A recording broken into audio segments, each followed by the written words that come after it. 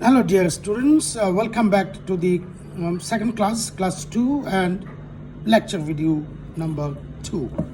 Uh, as I told you in the first video was 20 minutes or so. So this video also might be a little bit longer, so please don't be impatient, please listen well. So we were discussing heads of income. We finished in the first class. We finished income from salaries, and today we finished in the first video we finished income from interest on securities and also house property income. So as I mentioned that there are 7 heads of income, we have discussed 3 heads of income. Now I'll go for the number 4 head of income, that is agricultural income from agriculture. This is very interesting. Now, agriculture. Bangladesh is an agricultural land, mainly agricultural land. So we do understand what is agriculture. You'll find a definition of income from agriculture under section 2, of course, of the income tax ordinance. Now, generally, agricultural income or income from agriculture means income which you derive from cultivating the agricultural land. Again, so the income you derive from cultivation or cultivating the agricultural land in Bangladesh. For example, if you just grow paddies, if you grow sugar canes, if you grow some other crops, then definitely you are getting that income, getting that crops from the agricultural land. So that is income from agriculture. Now, agricultural income under the Income Tax Ordinance 1984, section 26 and 27. Section 26 says in agricultural income, and section 27 says deductions from agricultural income. So you'll find deductions everywhere under every head of income. Now, agriculture section 26 says that the following income of an SSC shall be classified and computed under the head agricultural income. An income derived by the SSC which comes from the meaning of agricultural income as defined in section 2(1). So for the definition of agricultural income, please go under section 2 clause 1. Section 2 clause 1 of the Income Tax Ordinance 1984 defines agricultural income. Now, what's the definition of agricultural income under section 2? Basically, you can go through, please go through that one. Basically, what it means is that whenever you derive income from the agricultural land through a process, then that is called agricultural income. So please note the word process. What is important for agricultural income is the process. Now, what is the process? You know, agricultural process. Agricultural process involves so many things, so many steps. For example, you just prepare the land, you sow the seeds, you just take care of them, you use the manure, you cut them, you process them, etc., etc., etc. There is a long list of process to do the agriculture, to do the cultivation. So if there is no process, then there is not agricultural income, unless and until law says otherwise that this is agricultural income. So always remember that if there is no process, even if it comes from the land, even if it comes from the agricultural land, this is not agricultural income. For example, you have 5 bighas of agricultural land at your village. You cultivate them and you get paddies and other harvests from those lands. But 1 year you didn't cultivate them. What did you do? You just kept them vacant. So what happened is that there are some grasses grow. Excuse me. Some grasses naturally grow there, and you sold those grasses and you had some income and you derived some money by selling those grasses. Now, I ask you the question, whether the sale proceeds from those grass is agricultural income. Someone will say, yes, that is agricultural income, but I say that is not the agricultural income because there is no process involved. What's the process? You didn't do anything. You didn't do anything to get that income. You just sold the grasses which naturally grow in the land. So that is not income from agriculture. That can be income from, yes, you got it right. That should be the income from other sources. Income from other sources. The number 7 head of income. If you cannot categorize an income in any of the 6 heads of income, then you put that income under the head which is number 7 head of income, the income from other sources. So agricultural income. So sometimes you don't directly cultivate the land, you give others to cultivate the land, you get a portion of the produce. For example, in our country this is known as borga chash. So if you get something for borga chash, then that is also your income from agriculture. Again, nowadays in modern times agriculture has become also modern because a lot of agriculturists, a lot of farmers or cultivators, they use machines, for example shallow machines and other things. So machines you use for agriculture, and if you sell those machines later on and if you get some income, that income is also treated as agricultural income. Please note this well. If you use any machinery for the agricultural purpose and you use that machinery later on and you get some income, that income is also considered as your income from agriculture, because that selling of the machine is not your business. That is not your purpose. Your purpose is to use that machine for agriculture, but now you're not using it, you're disposing it off. So the money you receive by disposing it off is not obviously your business, not obviously your salary, not obviously anything else, but this is related to the agricultural income. So this is also considered as agricultural income. So that's the definition of agricultural income. Now you get agricultural income and you are under section 27, you are entitled to get some deductions. Deductions we discussed under section 22, interest on securities, and also section 24, income from house property. Now there are provisions of deductions under the agricultural income. Now please note section 20, as I said, section 27 makes a long list of the deductions. Now the important thing is that, an interesting issue is that in our countries, most of the agriculture, most of the cultivators or farmers, they are not that much literate, and they are not familiar with the accounting systems.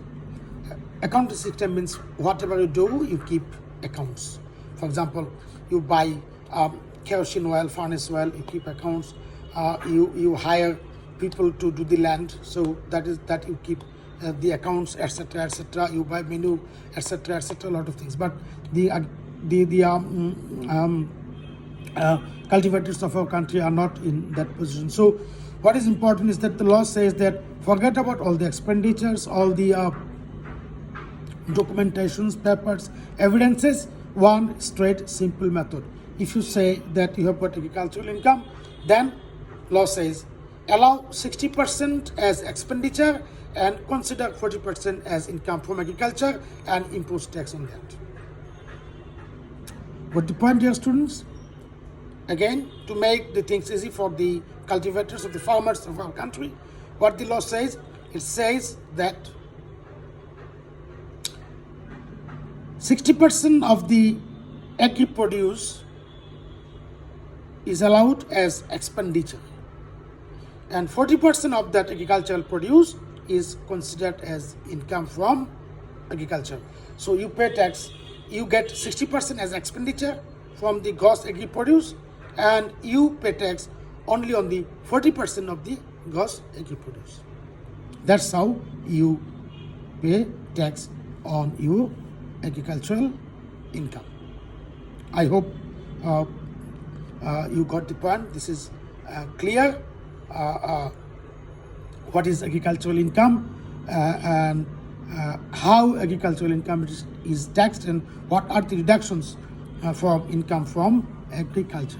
Now, one interesting issue is that in our country, agriculture, although Bangladesh is an agricultural country, agro-based country, but agriculture has not become a very prominent head of income. It means that we are not in a position to tax agricultural income in large scale because most of the farmers or cultivators, they are poor, they are marginal, so it's not possible for the government or for the income tax department to extract, to harvest a lot of revenue for the government. But still, there is the law of at one point of time during the Pakistani period, there was separate law to extract from tax from the agricultural income tax law was there. But nowadays there is no agricultural income tax law separately. It is being included in the income tax ordinance 1984, and as you know how it is taxed, I discussed with you. Now, having said so, let me switch over to the next head of income. The next head of income is before I switch over to the next head of income, two important issues. Computation of income derived from sale of tea, Rule 31, and rubber, Rule 31. Please go to Rule 31 of the Income Tax Manual, Part 2, Income Tax Rules. Please go to Rule 31 and Rule 31. Rule 31 deals with the computation of income derived from the sale of tea and rubber. Now, as I told you earlier, that you will find the books, the Income Tax Ordinance 1984 and the Income Tax Rules on the web. Go to the Google and just type and you will get it. You can download it. You can keep it on your desktop, and when you study taxation law, you can refer to those Income Tax Manual Part 1 and 2, Income Tax Ordinance 1984, and also the Income Tax Rules. So that shouldn't be a big problem. Now, I was telling you the computation of income derived from the sale of tea and rubber. Tea and rubber. Why this is discussed separately? Because, for example, if you have experience of tea cultivation, you will see that there is also a process. If you have experience of the rubber cultivation, you will see that there is a process. There is a agricultural process involved in growing tea and rubber. So Rule 31 says, number one, tea. It says, income derived from the sale of tea grown and manufactured by the seller in Bangladesh shall be computed as if 40% of such income was derived from business and 60% of such income was derived from agriculture. Likewise, rubber income derived from the sale of rubber grown and manufactured by the seller in Bangladesh shall be computed as if 40% of such income was derived from business and 60% of such income was derived from agriculture. In case of sugarcane, this is the same law. 60% is agricultural income, 40% is business income. Which law says? Rule 31 of the Income Tax Manual Part 2 says that this is important for your quiz test, multiple choice quiz test, quiz 1, quiz 2, and some other exams. So how do you compute income from the sale of tea and rubber? So that is Rule 31. It says that 60% agricultural income, 40% business income.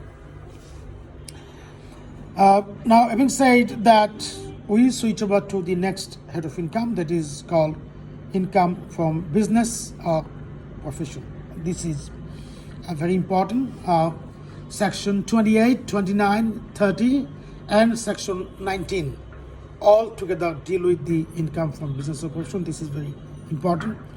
This head of income is very important for your final exam as well. So be attentive enough, concentrate well and go through this well and listen to my lectures well on the income from business or profession under section 28, 29, 30, 19 and section 19.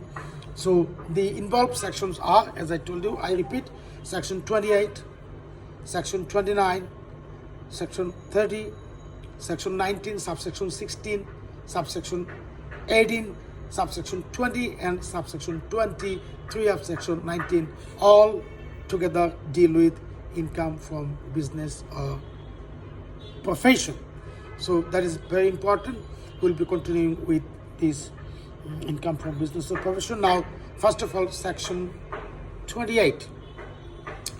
Section 28 says that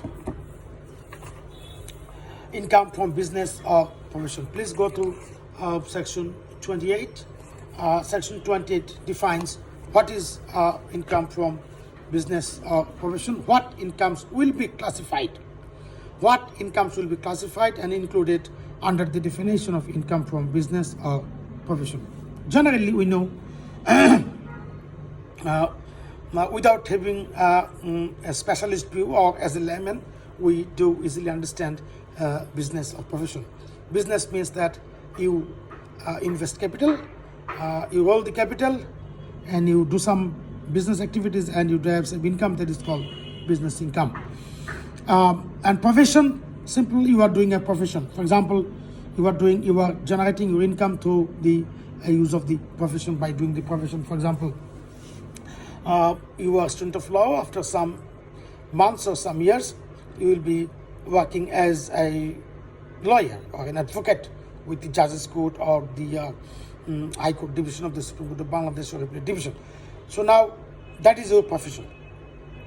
By doing that profession, definitely you are going to receive some income. For example, you will get fees from your client by rendering service to your client. So that income will be classified as your income from profession. Income from business, if we compare income from business with income from profession, income from business is capital intensive, and profession is knowledge oriented. So for profession, for doing the profession, you need professional knowledge. For example, lawyer, doctor, chartered accountant, etc., blah blah blah. And for business, mainly, chiefly, you need capital. Say, for example, you have $100,000, so you want to start your business. You just buy some raw materials or whatever. You hire some people. You start your business. That's the big difference between income for business or profession.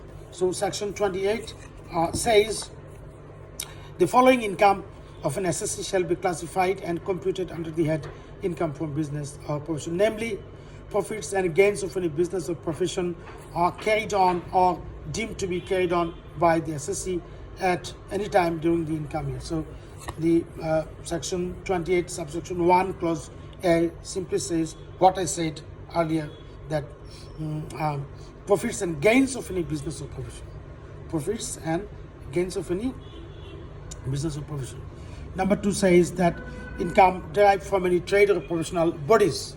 Trade or professional bodies, income derived from any trade or professional associations or other association of like nature on account of specific services performed for its members. For example, if you know Gulshan Club, Toy Club, Dhaka Club, these are the special clubs, special bodies, and these institutions perform render services to its members, and by rendering services it gets some fees. So that fees is considered as income from business or profession. Next says value of any benefit or perquisite. Value of any benefit or perquisite, whether convertible into money or not, arising from business or the exercise of profession. So for example, you are an advocate, so you won a case in favor of your client, so he pays you the fees as an advocate, but he is so pleased that he gives you a car. He said that, well, I'm so happy with you that I'm giving you this car being happy, being satisfied with your service. So what about that car? Is this your income? Section 28 says that yes, this is your income because this is a perquisite. Perquisite means benefit. So you have received or you have derived that benefit or perquisite because you rendered services to client.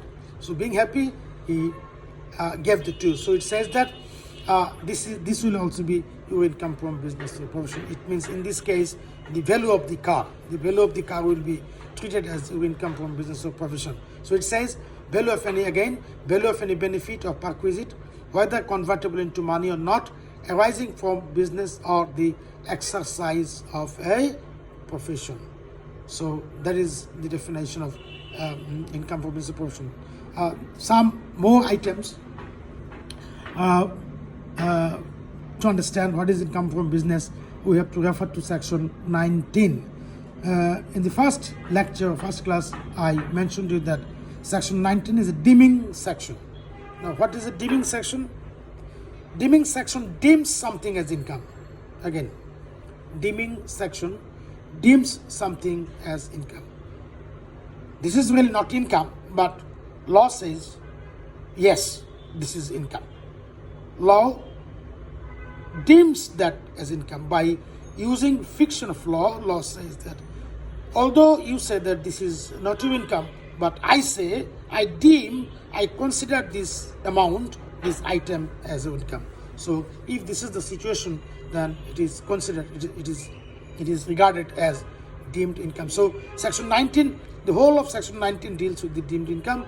So there are some items which is considered as business income through deeming by the law.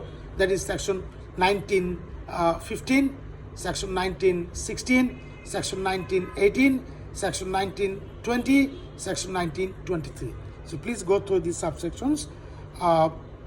If you don't understand, we'll be discussing in the Facebook or in some other ways. Having said that, I just finished the video number 2 for class 2. I'll be back soon with video number 3. Until then, goodbye. Take care.